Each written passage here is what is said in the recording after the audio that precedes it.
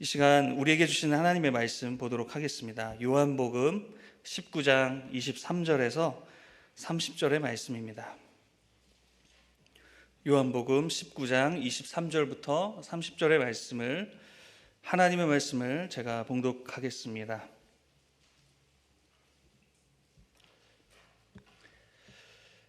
군인들이 예수를 십자가에 못 박고 그의 옷을 취하여 네 깃에 나눠 각각 한 깃씩 얻고 속옷도 취하니 이 속옷은 호지 아니하고 위에서부터 통으로 짠 것이라. 군인들이 서로 말하되 이것을 찢지 말고 누가 얻나 제비 뽑자 하니 이는 성경에 그들이 내 옷을 나누고 내 옷을 제비 뽑나이다 한 것을 응하게 하려 함이로라. 군인들은 이런 일을 하고 예수의 십자가 곁에는 그 어머니와 이모와 글로바의 아내 마리아와 막달라 마리아가 섰는지라. 예수께서 자기의 어머니와 사랑하시는 제자가 곁에 서 있는 것을 보시고 자기 어머니께 말씀하시되 여자여 보소서 아들이니이다 하시고 또 그 제자에게 이르시되 보라 내 어머니라 하신대 그때부터 그 제자가 자기 집에 모시니라. 그 후에 예수께서 모든 일이 이미 이루어진 줄 아시고 성경을 응하게 하려 하사 이르시되 내가 목마르다 하시니 거기 신포도주가 가득히 담긴 그릇이 있는지라. 사람들이 신포도주를 적신 해면을 우슬초에 빼어 예수의 입에 대니 예수께서 신포도주를 받으신 후에 이르시되 다 이루었다 하시고 머리를 숙이니 영혼이 떠나 가시니라. 아멘. 저는 오늘 우리에게 다 주신 십자가, 우리에게 다 주신 십자가라는 제목으로 우리 주님의 말씀을 나누고자 합니다. 여러분 제목에서 말씀을 드릴 수 있는 것처럼 주님이요 십자가 위에서 우리에게 다 주셨다고 말씀하세요.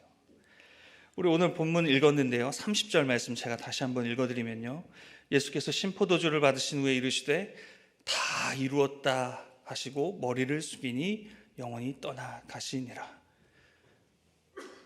다 이루었다. 그냥 조금만 이루었다고요? 아니요, 다 이루셨다고요. 이건 다른 말로 다 주셨다라고도 할 수 있겠습니다. 여러분, 우리는 십자가 아래서 다 받은 사람들이라고 말씀을 드리는 겁니다. 우리가 믿음이 없으면 자꾸 이것이 자꾸만 흔들려요. 우리에게 믿음이 없으면 이 다 받은 자녀답게 살지 못하고 늘 부족합니다. 그리고 늘 째째하죠. 그러려니 할 수도 있는 건데 자존심을 세웁니다. 우리가 신앙생활하면서 때때로 많이 인색해질 때가 있죠. 하나님께도 그렇고 사람들에게도 그렇습니다. 나만 손해받는 것 같은 거죠. 이에 대해 여러 가지 답변을 말할 수는 있겠지만 오늘 설교 제목과 같이 우리가 다 받은 자들임에도 불구하고 주님은 우리에게 물 한 방울, 피 한 방울 남김없이 다 주셨는데 왜 우리가 왜 이렇게 인색하고 자꾸만 추궁하고 이렇게 째째하게 그런 모습으로 우리가 나아가게 되는지 모르겠습니다. 오늘 이 십자가의 은혜를 바라보시면서 주님께서 우리에게 다 주셨다는 사실을 기억하면서 우리의 신앙생활이 좀 더 풍성해지기를 주님의 이름으로 축복합니다. 오늘 이 말씀의 배경에 보면요, 십자가 아래에 세 부류의 사람들이 나타납니다. 첫 번째 부류는 로마 군인들입니다. 네가 메시아냐? 라고 아래서 조롱을 하고요, 막 욕을 해대고 있습니다.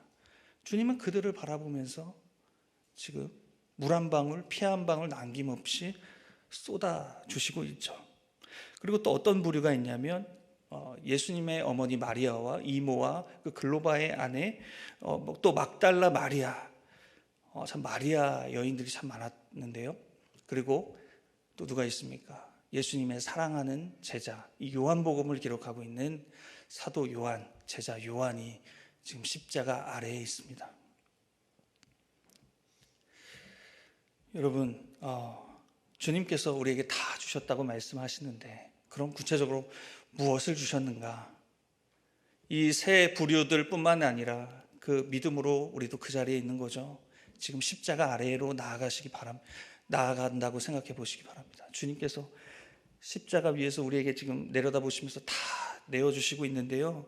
구체적으로 무엇을 주시냐면 첫 번째로 주님은 마지막 속옷마저도, 마지막 소유마저도 죄인들을 위해 주고 계십니다. 여러분, 예수님은 하나님이세요. 하나님이 천지를 창조하시는 그 성부 하나님이 그 역사를 이루실 때 로고스 되신 예수님이, 그 능력이 많으신 그분이 함께 하셨다고요. 그 능력 많으시고 전능하신 하나님이 지금 죄인에게 그분의 마지막 남은 무엇입니까? 옷 한 벌, 그리고 그 옷 외에도 마지막 주님이 입고 계셨던 그 속옷마저도 내어주고 계시는 거죠. 주님이 힘이 없어서 지금 그것을 그대로 당하고 계시는 겁니까? 아니에요. 내어주신다. 내어주신다는 거죠. 이 헬라어 동사를 살펴봐야 되겠지만 파라디돔이라고 넘겨주다라는 단어가 있습니다. 예수님은 십자가에 자신을 내어주고 넘겨주고 계셔요. 사랑하는 자녀들을 위해서. 근데 가룟 유다는 은 30에 파라디돔이 넘겨주죠. 예수님을 돈 때문에 팔아먹습니다. 빌라도는 정치 때문에 예수님을 팔아먹습니다. 다 파라디돔이 다 넘겨줬어요. 한 사람은 정치에 예수를 넘기고요, 한 사람은 돈에 예수님을 넘깁니다. 우리가 신앙생활하면서 돈 때문에 예수님을 파는 경우가 얼마나 많이 있습니까? 사람들의 마음을 얻고자 예수님 생각은 하나도 하지 않고 그렇게 내 신앙을 예수님 말고 다른 것에 팔아버릴 때가 얼마나 많은 건지요. 그럼에도 우리 주님은 십자가에서 자신을 내어주시면서 아까 말씀드렸듯이 마지막 그분의 소유 한 장 그 속옷마저도 이 군인들을 위해 벗겨주고 계십니다. 23절 말씀입니다. 군인들이 예수를 십자가에 못 박고 그의 옷을 취하여 네 깃으로 나누어 각각 한 깃씩 얻고 속옷도 취하니 이 속옷은 호지 아니하고 위에서부터 통으로 짠 것이라. 주님이 이 군인들에게 속옷까지도 지금 가져가도록 허락하고 계시는 거죠. 주님도 사람이시지 않습니까? 신성을 가지시지만 인성을 가지신 분이기 때문에 부끄럽지 않으시겠어요? 왜 안 부끄러우실까요? 그 한 장 남은 속옷마저 벗겨지는 그런 상황 속에서 주님도 부끄러우실 마음이 드실 거죠. 분명히 그러셨을 겁니다. 그럼에도 불구하고 사랑하는 자녀 때문에 그렇게 내어주고 계신다고요. 죄인들 때문에 그렇게 내어주십니다.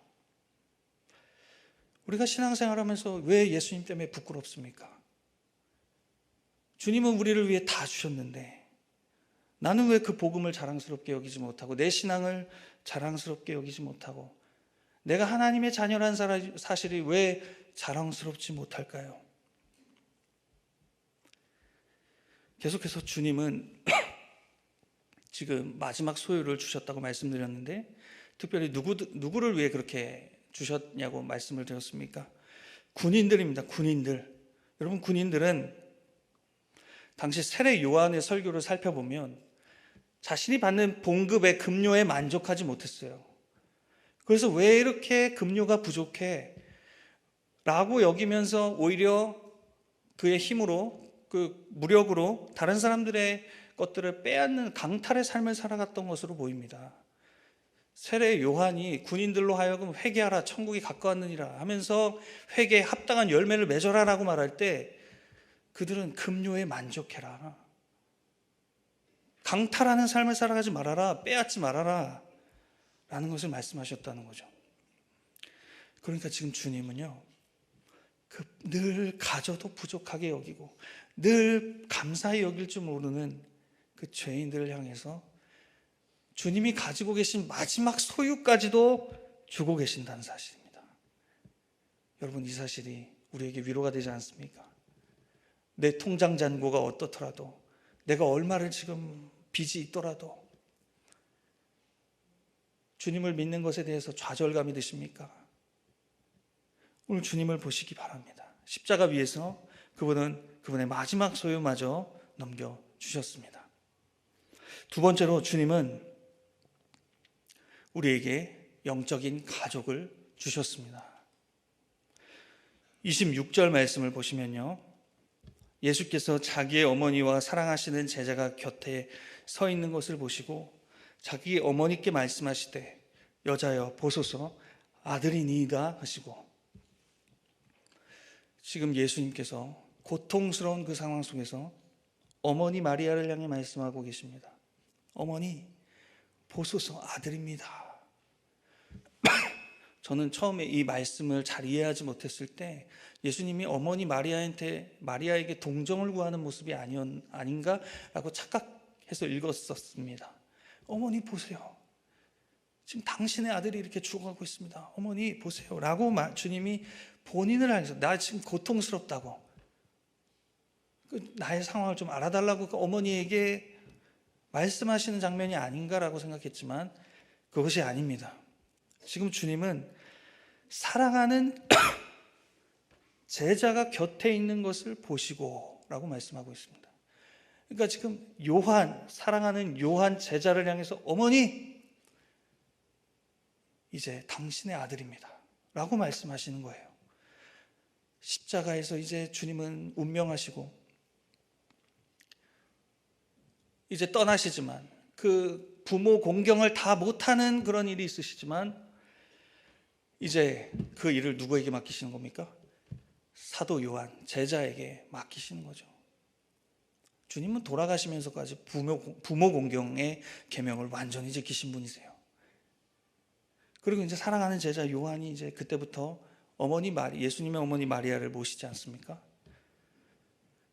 그래서 어머니에게도 말씀하시는 겁니다. 마리아 어머니 보소서 당신의 아들입니다. 예수님과 사도 요한은 피에 한 방울 섞이지 않았습니다. 그러니까 지금 어떤 것을 지금 주고 계시는 겁니까? 십자가 위에서 주님은 영적인 공동체, 영적인 관계를 지금 맺어주고 계시는 겁니다. 여러분, 십자가 위에서 주님이 우리에게 교회를 주셨습니다. 영적인 식구들을 주셨습니다. 믿으십니까? 아멘이 안 되시나요? 때때로 아멘이 안 나올 때가 왜 이리 많은지 모르겠습니다. 하나님은 항상 저희를 단련하시고자 신앙의 장성한 분량에 이르기까지 훈련시키고자 꼭 내가 힘들어하는 사람을 우리 구역에 붙여주시죠. 기도하게 하시죠. 그런데 그 사람마저도 예수님의 영적 유산이라고요. 우리를 위해 다 주신 그분의 선물인 줄 믿습니다. 믿음이 필요합니다. 믿음이 없이는 안 돼요. 교회 공동체 안에서 왜 사랑하지 못하고, 왜 이해하지 못하고, 왜 서로 용서하지 못하는가, 우리 스스로를 돌아보게 됩니다. 오늘도 십자가의 고통 속에서 예수님은 나를 좀 봐달라고 구걸하시는 그런 모습이 아니라, 어머니 마리아, 어머니 당신이 저를 사랑하셨던 것처럼 이제 요한을 사랑해 주십시오. 예수님은 십자가 위에서 끊임없이 타인을 말씀하고 계세요. 자기의 고통을 지금 알아달라고 말씀하시는 게 아니라 타인의 삶을 말씀하고 계세요. 여러분, 이 모습이 우리가 조금이라도 이 모습을 닮아가야 되지 않겠습니까? 우리는 왜 힘들 때 나만 이렇게 힘든 것 같은지 모르겠습니다. 날 좀 봐달라고, 날 좀 알아달라고. 오늘 예수님을 보시기 바랍니다. 우리에게 영적인 공동체를 주신 그분은 주님이 사랑하시는 어머니 당신께서 저를 사랑하셨던 것처럼 이제 이 영적인 가족을 사랑해 주십시오. 이렇게 부탁하고 계십니다. 27절 말씀처럼 또 그 제자가 이르시되 보라 내 어머니라 하신대 그때부터 그 제자가 자기 집에 모시니라. 사도 요한도 예수님의 말씀에 순종합니다. 비록 육신의 피를 나눈 가족은 아니지만 지금 영적인 가족을 주님께서 마지막 그분의 유산으로 그분의 백성들에게 주고 계십니다. 교회 안에서 우리는 혈연, 지연, 학연에 따라서 이기적인 사랑의 모습을 보일 때가 많습니다. 나와 좀 관련이 있으면, 나를 좀 알아주면 그에게 더 마음을 주게 되는 게 당연한 우리의 본성입니다. 어떻게 보면 십자가 위에서 끊임없이 타인을 말씀하셨던 삶과 우리의 이기적인 사랑의 모습이 너무나 다릅니다. 나와 전혀 관련이 없는 사람일지라도, 경상도 사람일지라도, 전라도 사람일지라도, 지역 감정 상관없이 교회 공동체가 주님이 주신 유산이라면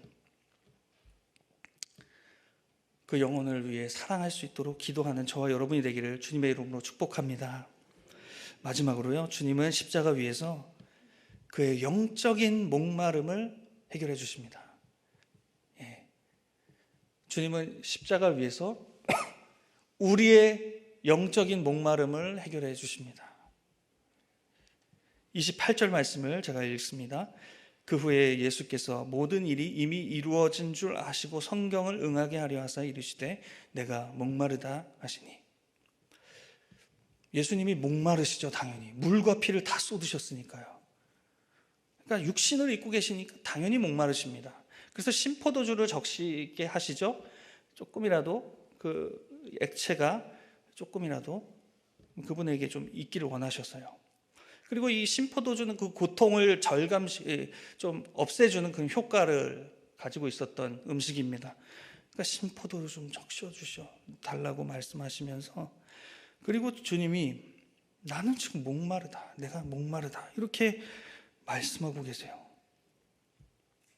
근데 이게요, 그냥 갑자기 하신 말씀이 아니라 성경에 이미 구약의 시편에서 다 메시아 예언시를 보면 그분이 배반을 당하게 되는 그런 일들과 그분이 십자가에서 돌아가시는 그 모든 일들이 이미 성경에 예언됐던 일들을 주님이 하고 계세요. 지금 이게 참 놀라운 주님의 역사입니다. 자, 그러면서 이미 성경을 응하게 하려 하사 이르시되 내가 목마르다 하시니, 주님이 목마르신 것도 이미 성경에 예언되었던 일이었고요. 그 일을 이루시고자 친히 목마름을 느끼고 계세요. 예수님이 어떤 분이신데요? 요한복음 4장 14절에 이렇게 말씀하신 분 아닙니까? 내가 주는 물을 마시는 자는 영원히 목마르지 아니하리니 내가 주는 물은 그 속에서 영생하도록 솟아나는 샘물이 되리라. 예수님은 샘물이 되신 분이세요. 영원한 생명이 되신 분이시죠. 그분이 어떻게 목마르실 수 있습니까? 지금 거짓말하고 계신 겁니까? 그게 아니라는 겁니다. 목마를 수 없는 그분이 늘 목말라 하는 자녀를 위해서, 그들의 목마름을 해결해 주시기 위해서 친히 목마름을 당하고 계시는 겁니다.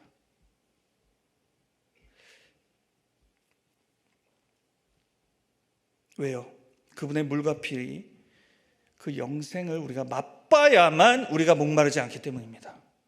다른 어떤 것에 세상적인 것들로 목말라 하지 않기 때문입니다. 그래서 영생의 샘물을 주시는 그분이 친히 목말라 주셨습니다. 이것은 다른 말로 우리의 영적인 상황을 말씀하시는 겁니다. 왜 이렇게 신앙생활이 무미건조해?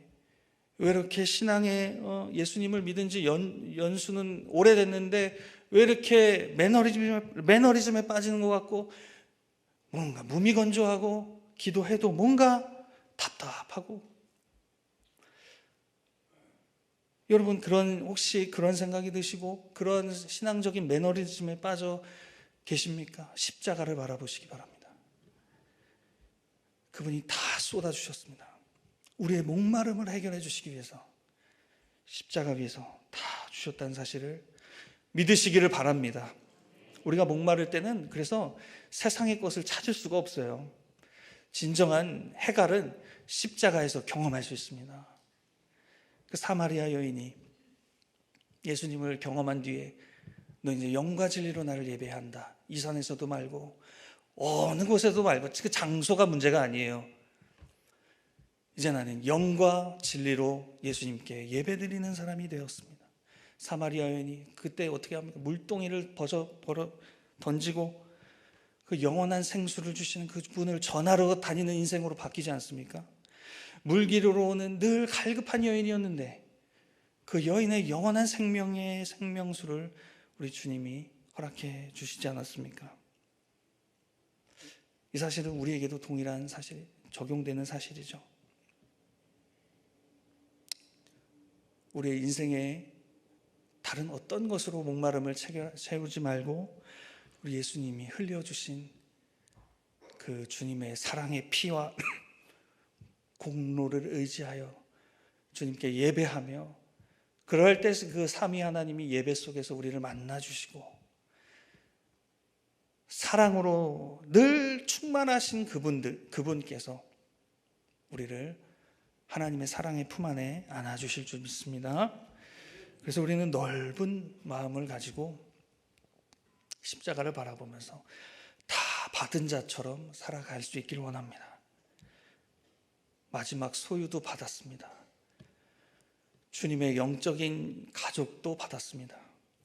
그리고 그분의 물 한 방울, 피나 한 방울, 마지막 남은 우리의 영혼을 적셔줄 수 있는 그것까지도 받았습니다. 구걸하는 신앙이 아니라 받은 자처럼, 받은 자답게 넉넉하게, 인색하지 않게, 때로는 그냥 그러려니 할 수 있게, 그런 마음을 갖는 넓은 마음으로 우리 십자가 위에서 주신 그 하나님의 사랑을 안고 살아가는 저와 여러분이 되기를 주님의 이름으로 축복합니다. 기도하겠습니다. 하나님 아버지, 주님은 죽음 앞에서도 타인의 삶을 말씀하셨습니다.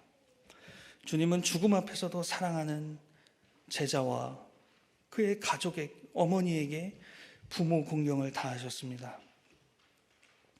주님은 십자가 위에서 다 주셨는데 우리는 왜 이렇게 모자란 인생을 살아가는 것 같은지요? 왜 이렇게 마음이 넓지 못한지요? 주님, 우리를 불쌍히 여기시고 우리 매일의 삶 속에서 주님의 고난당하심과 부활하심을 묵상하며 다 받은 자답게 살아가는 저희 모두가 될 수 있도록 은혜 베풀어 주시옵소서. 감사드리며 예수님의 이름으로 기도드립니다. 아멘.